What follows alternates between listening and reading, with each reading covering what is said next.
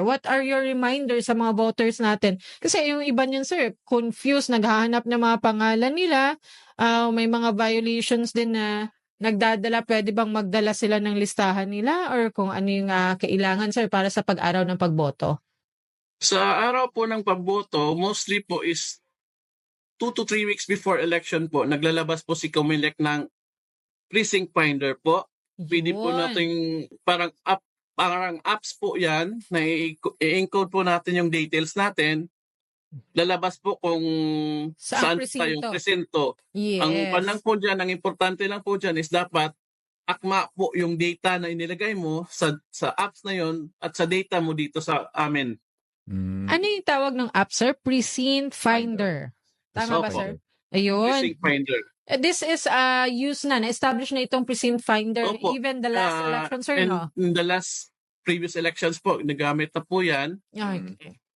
At kung hindi po mahanap doon, pwede po kayong tumawag dito sa opisina, pumunta before election para po makita nyo yung Presinto. pangalan nyo po. Pangalan at kung saang presintong boboto, Opo. sir. Or pwede rin po kayo pumunta sa schools 3 days before. Meron po pinipost doon si teachers na list of voters po kung saan po kayo assign na presinto para po pagdating ng election day, hindi na po kayo maghahanap. Yes, yun.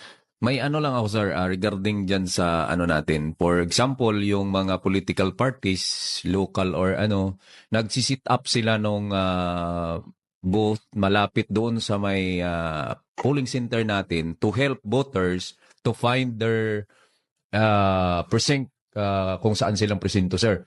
Is that allowed, sir? Or bawal sila? Dahil malapit sila sa ano, sir. And then, nagbibigay sila ng ano, sir, ng mga tubig or mga ganun sa mga butante nating Yes, because that happens, sir. It usually happens during an election during day. election day, sir.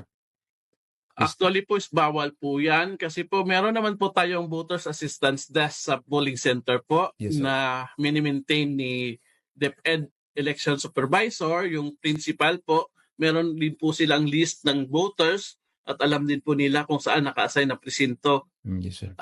Yung binibigay pong water na yan ng kandidato or pwede po yan makakonsider na vote buying po kasi po during election day na po yan. Yes. At kung mapicturean po kayo, mabidyohan po kayo, pwede po kayo makasuhan yan.